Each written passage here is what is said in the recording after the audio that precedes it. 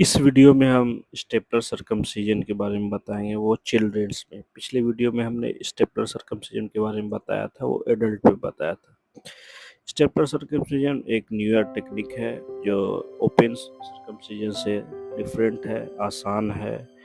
इसमें पेन कम होता है, ब्लीडिंग कम होता है, इन्फेक्शन का रिस्क कम रहता है। तो चिल्ड्रेंस में भी सेम मेथड है जो एडल्ट में है, सिर्फ इसमें जो साइज स्टेपलर का है वो कम होता है, बच्चे के जो पेनिस का साइज है उसी के मुताबिक होता है।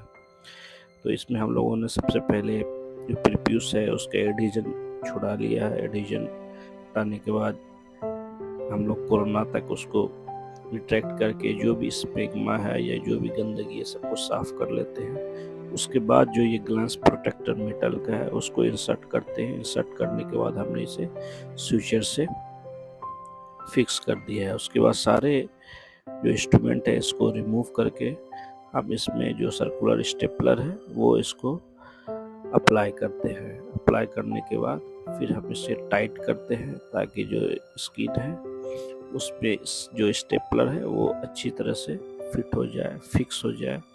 फिर हम वेट करते हैं 30 सेकेंड का, और 30 सेकेंड के वेट करने के बाद फिर उसको फायर करते हैं, और फायर करने के बाद भी हम लोग फिर 30 सेकेंड वेट करते हैं। तो इस मेथड के बाद पहले भी हमने बताया था कि ये ओपन सरकमसिजन से बेटर है। इसमें टाइम भी कम लगता है, पोस्ट ऑप जो है वो पेन कम होता है, ब्लीडिंग इंट्रा ऑप में कम होता है, इन्फेक्शन या सूजन जो है वो भी कम होता है, और इसका जो स्टेपलर है वो खुद ही गिर जाता है 7 to 8 डेज 10 डेज में। जो ये सिलिकॉन के टाइनी बहुत छोटे छोटे स्टेपलर्स होते हैं जो प्रीप्यूस को एक साथ काटते भी हैं और उनको क्लोज भी कर देते हैं, इसलिए ब्लीडिंग इसमें की संभावना नहीं के बराबर रहती। इसका कॉम्प्लिकेशन रेट भी बहुत कम होता है। रेयरली कभी कभी इसमें एक दो स्टेपलर छूट जाते हैं तो उसे निकालना पड़ता है, जो एक नॉर्मल प्रोसीड्योर है, ये कोई कॉम्प्लिकेशन नहीं है। जबकि ओपन में कभी कभी उन हीलिंग में प्रॉब्लम होती है, कभी कभी सूजन ज़्यादा हो जाता है, इन्फेक्शन ज़्यादा होता है, कभी स्किन ज़्यादा कट गया, छोटा हो गया, कई सारे कॉम्प्लिकेशन है। उसके कंपैरिजन में स्टेपलर सरकमसिजन बेटर है, बेस्ट है। इस तरह हम लोगों ने देखिए इसमें फायर कर दिया है स्टेपलर को।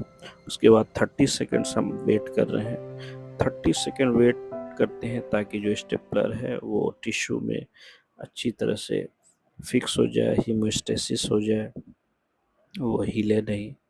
फिर उसके बाद हम लोग स्टेपलर को रिमूव करके उसको देखते हैं, सर स्टेपलिंग जो हुआ है वो उसका लाइन कैसा है, कहीं पे छूटा है या कुछ ब्लीडिंग वगैरह तो नहीं है। जनरली ये सब चीज़ नहीं होता है, फिर भी एक चेक करते हैं।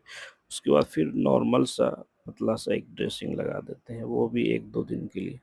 उसके बाद उंड को हम लोग खुला छोड़ देते हैं, सिर्फ उसमें ऑइंटमेंट लगाते हैं। एंटीबायोटिक भी 3-4 दिन के लिए ही हम लोग देते हैं, वो भी प्रिवेंशन के लिए। और सिर्फ इंट्रा ऑप में हम लोग एक डोज सेफ्ट्रिएक्सोन का देते हैं, क्योंकि ये बच्चे में हो रहा है तो ये इसलिए आईवी एनेस्थीसिया में हो रहा है और इसमें एनेस्थेटिस्ट की ज़रूरत पड़ती है। अब हम स्टेपलर को रिमूव कर रहे हैं। सबसे पहले उसका जो नोब है उसको हटाया है, फिर उसके बाद कभी कभी इसमें स्टक कर जाता है तो हम उसको स्लाइटली पुश करते हैं। पुश करने के बाद स्टेपलर को रिमूव करते हैं। बस इसका एक डिसएडवांटेज है, वो है कॉस्ट का है। इसका कॉस्ट 4 to 5,000 के आसपास स्टेपलर का पड़ता है। और इसमें जो पेशेंट है सबसे पहले उसके पेशेंट के पेनिस को मेज़र करते हैं। एक इसमें स्केल, सर्कुलर स्केल रहता है, उसी स्केल के मुताबिक फिर हम उसको ऑर्डर करते हैं, और ऑपरेशन से पहले भी उस स्केल से मेज़र करने के बाद ही स्टेपलर को ओपन करते हैं। इस तरह देखिए हमारा ये सरकमसिजन मात्र 3 से 4 मिनट में कंप्लीट हो जाता है। फिर हम लोग इसके स्टेपलर लाइन को देखें, कहीं पर कुछ ब्लीडिंग नहीं है, और ये जो सिलिकॉन स्टेपलर है बहुत ही खूबसूरती के साथ चारों तरफ बैठ गया है, और क्लोज व्यू में भी आप इसे देख सकते हैं। तो ये बहुत अच्छा मेथड है, इसे प्रमोट करना चाहिए, लोगों को यूज़ करना चाहिए, ताकि बच्चे में या बड़े में किसी में भी इसका कॉम्प्लिकेशन नहीं हो।